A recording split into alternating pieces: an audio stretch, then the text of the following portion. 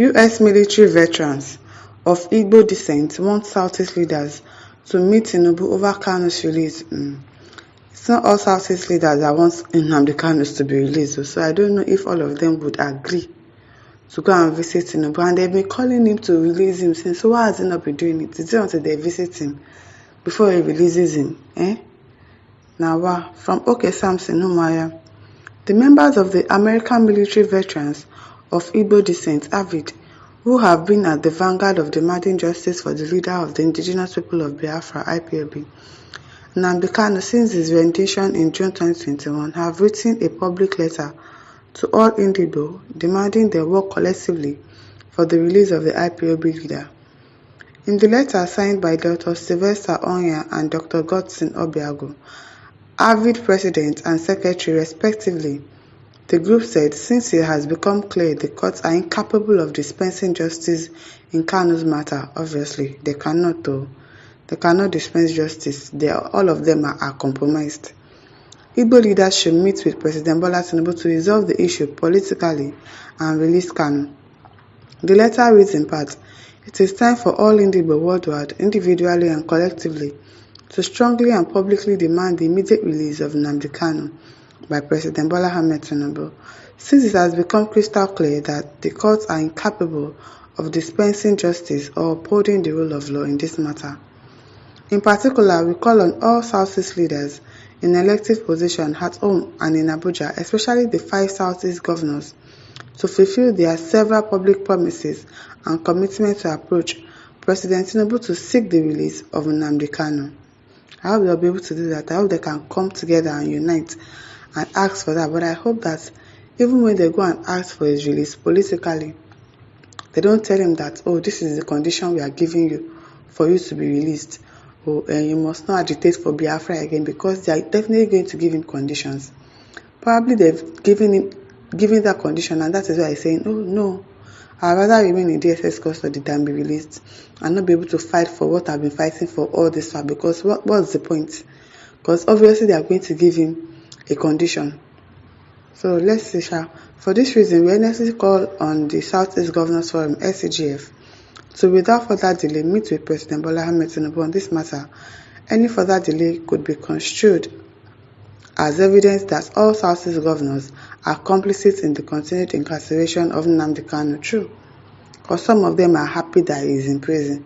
Some of them don't want this Biafra agitation. They don't want it. Most of them don't want this separation. So it is very, very cogent to know who are in support of him and those that are not in support of him. So I agree. If it is true, as we have been told, that some Southeast politicians, particularly one of the governors, is blocking the release of Nnamdi Kanu because of his fear that Kanu will scuttle his ambition to become a vice president of Nigeria, shey they hear?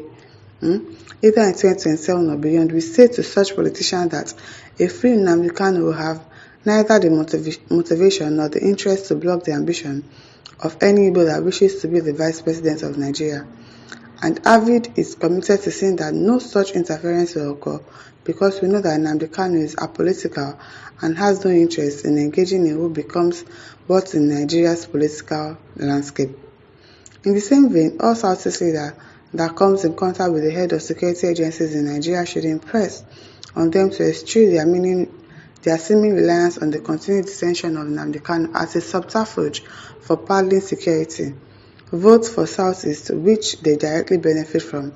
We make bold to say that it is unconscionable for any true security driven by patriotism and respect for sanctity of human life to block the release of Nnamdi Kanu, knowing fully well that a free Kanu is critical to ending the insecurity in Southeast once and for all.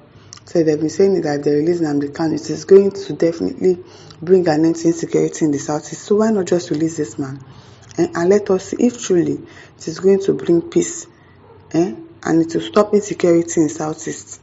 To the Southeast civic leaders such as Ohanese, traditional rulers, the clergy, and frontline civic groups, we say if the Southeast Governors Forum proves unwilling to meet with President Tinubu in the coming days, we urge you all to promptly convene a group that will seek an immediate appointment to meet with President Tinubu to end this madness in our land.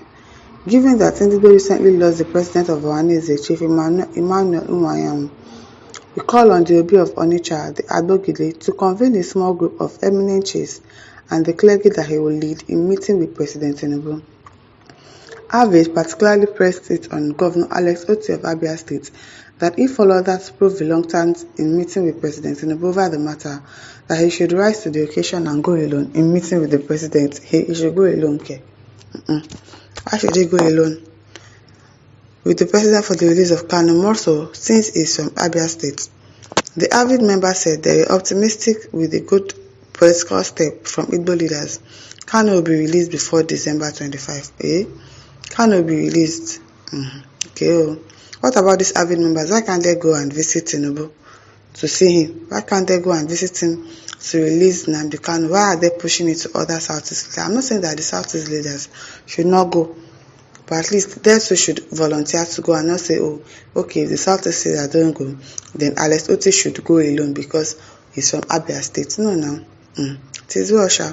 I hope they really release that man before December 25 because I don't know why they are keeping him there. There's no reason for them to keep him there at all. John Nnamdi says all Igbos in abroad should stand up and deal with any politician leaving this country to abroad should they fail to release this innocent man they kidnapped from Kenya. Esther they say let the judges go to school and study the cause that is capable of release of Kanu, since there is no law for judgment in this case 4 years down the line and no judgment. I wonder why.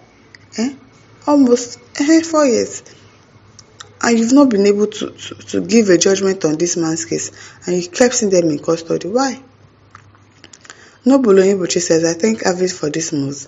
Our governors, senators, and reps should be faster at this issue. Nnamdi Kanu has overstayed there.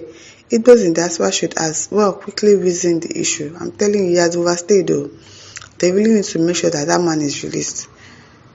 Chidozie Goodluck says, whether they like it or not, Kanu must be released.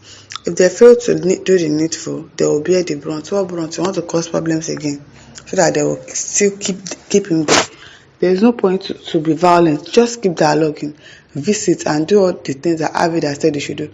In their request, did they tell you to fight or to make sure that you cause problems? No, you don't have to do that. Samuel Douglas says even the so-called Southeast governors are afraid to meet Tinubu and none of them is ready to work for his release. It's only God that will release him. Okay, Steve, so let Nigeria hold him, but whatever comes from world power will amazes those who pilot Nigeria affairs, including state actors, confidentially. Okay. Sunday Paranta says radical problem needs radical solution. As for so-called Igbo leaders, Owaneze, they know what to do, but they will not do it because of greed, self-centeredness, jealousy, and slavish mentality. It is well, I just hope they release that man. My listeners, over to you. Leave your thoughts in the comment section. Don't forget to like, to share, and subscribe. Thank you for listening. See you some other time. Bye.